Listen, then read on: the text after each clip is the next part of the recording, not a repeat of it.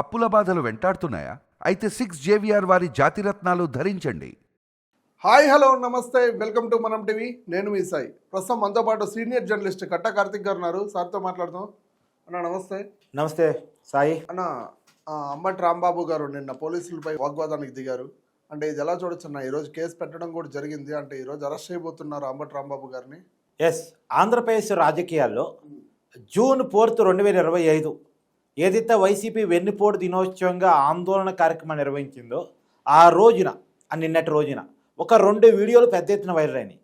ఒకటి, బొత్స సత్యనారాయణ వ్యాన్ మీద పడిపోవటం, అంటే స్లోదప్పి పడిపోయారు, ఆయనకి వైద్యం జరిగింది, ప్రజెంట్ బాగానే ఉన్నారు, అది ఒక వీడియో. రెండోది, అంబటి రాంబాబు ఒక పోలీస్ అధికారితో పెద్ద ఎత్తున గొడవ పట్టడం. అది మామూలుగా కాదు. చివరికి ఆయన పళ్ళు కొరుకుతూ ఉంటే ఏంది భయపెడతావా, ఏంది పళ్ళు కొరుకుతున్నావని సిఐ అదే రేంజ్లో వార్నింగ్ ఇచ్చాడు. విజయవాడ పట్టాభిపురం పోలీస్ స్టేషన్ సిఐతో ఆయన గొడవ పడ్డాడు. ఇవాళ అక్కడ కేసు నమోదైంది. కేసు సెక్షన్ 353 కింద నమోదైంది. అంటే పబ్లిక్ న్యూసెన్స్. అతను నోటీసులు ఇచ్చే విచారణ పిలిచే అవకాశం ఉంది. అరెస్టు చేస్తారు అని నేనైతే అనుకోను. అరెస్టు చేసే సెక్షన్ అయితే కాదు మేబీ, కానీ నోటీసులు ఇచ్చే విచారణ పిలిచేటువంటి అవకాశం ఉంది, కౌన్సిలింగ్ ఇచ్చేటువంటి అవకాశం ఉంది. కానీ ఆ రకంగా రోడ్డు మీద ప్రజలందరి ముందు పోలీస్ అధికారి మీద రుబాబు ప్రదర్శించడం అనేటువంటిది ఒక ప్రజాప్రతినిధిగా 2 సార్లు పనిచేసినటువంటి వ్యక్తి, మంత్రిగా పనిచేసినటువంటి వ్యక్తి స్థాయి కాదు అనేటువంటిది నా అభిప్రాయం. రెండోది, ఆయన ప్రవర్తించిన తీరు, ఆయన మాట్లాడిన మాటలు, ఆయన పళ్ళు కొరికినటువంటి తీరు, అంటే వ్యవహరించినటువంటి తీరు, ఇది ఖచ్చితంగా పబ్లిక్ లైఫ్లో ఉండేటువంటి నాయకుడి లక్షణం కాదు అనేటువంటిది నా ప్రగాఢమైనటువంటి నమ్మకం. అయితే ఒక విషయం మనం గమనించాల్సింది అంటే, ఈ మధ్య కాలంలో వైసీపీ నాయకులు పదే పోలీసుల మీద రెచ్చిపోతూ ఉన్నారు. ఒక 2 సంఘటనలు చెప్తా. ఈ అంబటి రాంబాబు కంటే ముందు విడదల రజని, ఆమె కూడా ఎమ్మెల్యేగా పనిచేస్తున్నారు, మంత్రిగా కూడా పనిచేస్తున్నారు. ఆమె ఒక సీఐ అయితే ఇలానే గొడవపడింది. ఎందుకు గొడవపడింది? పోలీసులు ఒక నిందితుడి కోసం, కేసు పెట్టబడ్డ నిందితుడి కోసం వెతుకులాడుతున్నారు, అతను అరెస్ట్ చేయడం కోసం. అతను ఎక్కడున్నాడు అనే సమాచారం తెలుసుకున్న తర్వాత ఆ నిందితుడు విడదల రజనీ గారి కాల్లో ఉన్నాడు, అతను విడదల రజనీ గారికి పిఆర్ఓగా పనిచేస్తున్నాడు అని తెలుసుకున్న తర్వాత విడదల రజనీ గారి కారుని ఆపి ఆ వ్యక్తిని అప్పచెప్పాల్సిందిగా చాలా పద్ధతిగా అడిగారు. మేడం అనుకుంటేనే అడిగారు, కానీ ఆవిడ నేను ఒప్పచెప్పను అన్నారు. సరే మేమే అదుపులో తీసుకుంటామని చెప్పేసి అంటే నా కారు మీద చెయ్యేస్తారా, పోలీసు మీద రుబాబు చేసేటువంటి ప్రయత్నం చేసింది, రాజకీయాలు మాట్లాడే ప్రయత్నం చేసింది. మీరు కక్ష సాధింపుతో కేసులు పెడుతున్నారు, రెడ్ బుక్ ఆధారంగా కేసులు పెడుతున్నారు, అదేంటంటే కోర్టు దగ్గర చూసుకోవచ్చు వాళ్ళు. అంటే కేసు పెట్టిన తర్వాత విచారణ చేయడం పోలీసుల యొక్క విధి.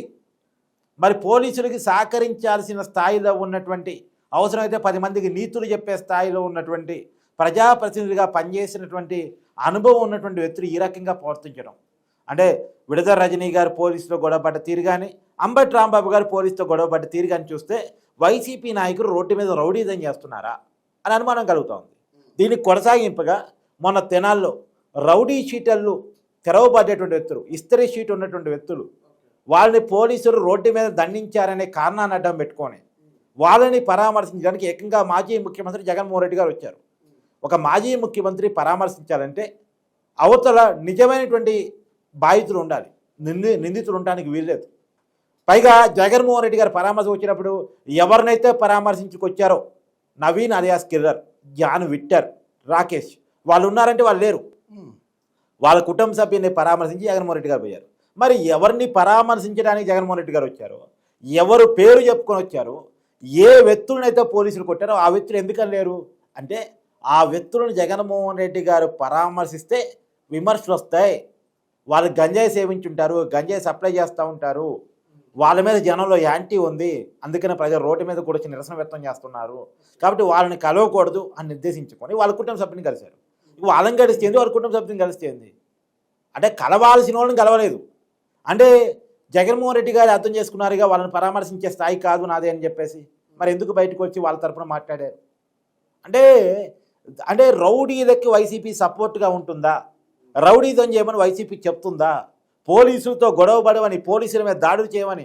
ఎందుకంటే ఆ 3 కొల్ల వాళ్ళు కానిస్టేబుల్ చిరంజీవులు అనేటువంటి వ్యక్తి మీద దాడి చేసి ప్రజలందరి ముందు కొట్టే ప్రయత్నం చేసి చంపే ప్రయత్నం చేస్తే తనను తాను రక్షించుకొని పారిపోయి రక్షించుకున్నటువంటి ఆ కానిస్టేబుల్ కేసు పెడితే పోలీసులు తెనాల్లో ఏ జనం ముందు అయితే ఆ కానిస్టేబుల్ కొట్టారో అదే జనం ముందు, ఏ సెంటర్లో అయితే కానిస్టేబుల్ కొట్టారో అదే సెంటర్లో ఆ ముగ్గురు యువకులని కొట్టడం జరిగింది.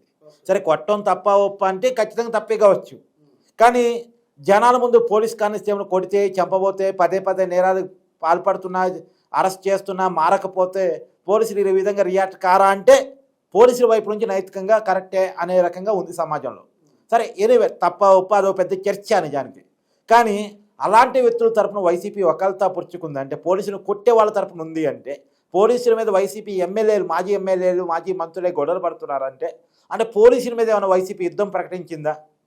ఎందుకంటే ఆ కానిస్టేబుల్ చిరంజీవి భార్య ఆమె కూడా బయటకు వచ్చి మాట్లాడుతుంది, నిజంగా ఆ ముగ్గురిని మీరు పరామర్శించారు, ముగ్గురికి సంబంధించిన కుటుంబాన్ని పరామర్శించారు, నా భర్త మీద దాడి జరిగింది, నా భర్త తనను కాపాడుకున్నాడు కాబట్టి పారిపోయాడు కాబట్టి ఓకే, కానీ పారిపోకుండా ఉండగలిగి ఉంటే వాళ్ళ చేతిలో పట్టుబడి ఉంటే నా భర్తను చంపేసి ఉండేవాళ్ళు కదా, నేను ఒంటరి మైలుగా మిగిలిపోయి ఉండేదాన్ని కదా, నేను బాధితురాని కదా, నన్ను కూడా పరామర్శించండి అడుగుతుంది.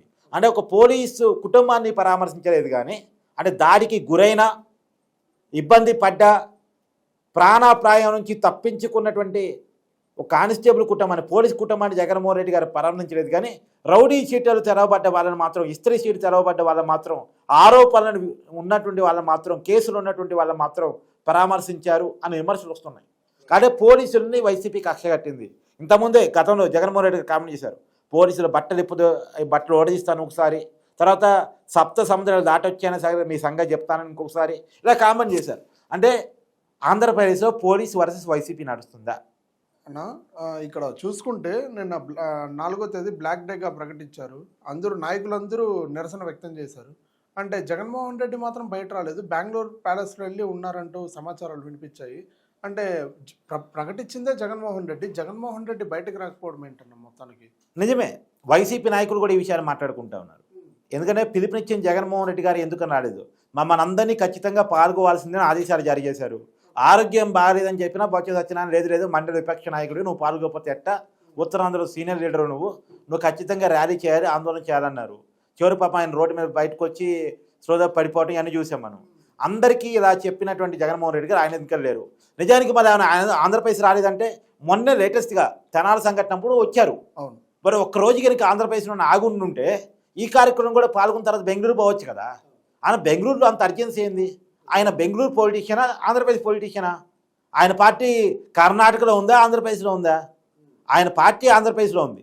ఆయన ఆంధ్రప్రదేశ్కి మాజీ ముఖ్యమంత్రి, ఆంధ్రప్రదేశ్లో ఉన్నటువంటి వైసీపీ పార్టీకి అధినేత, ఆంధ్రప్రదేశ్ అసెంబ్లీలో సభ్యుడు. మరి ఆంధ్రప్రదేశ్లో ప్రోగ్రాం పార్టీ తరపున జరుగుతూ ఉంటే ఆ ప్రోగ్రాం పిలుపునిచ్చింది ఆయన అయినప్పుడు ఎందుకని లేడు? అందరూ ముందు రోజే ఆంధ్రప్రదేశ్లో వచ్చి ఆ రోజు కూడా హెలికాప్టర్ వచ్చాడు, పరామర్శించాడు, మళ్ళీ హెలికాప్టర్ వెళ్ళిపోయాడు. అంత అర్జెన్సీ ఏంది? అని బిజినెస్లు చూసుకుంటున్నారా, డబ్బులు లెక్కలు చూసుకుంటున్నారా?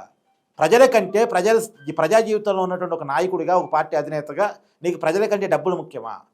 నీవు డబ్బుల కోసం బతుకుతున్నావా, పార్టీ కోసం, ప్రజల కోసం, కార్యకర్తల కోసం, నాయకుల కోసం బతుకుతున్నావా?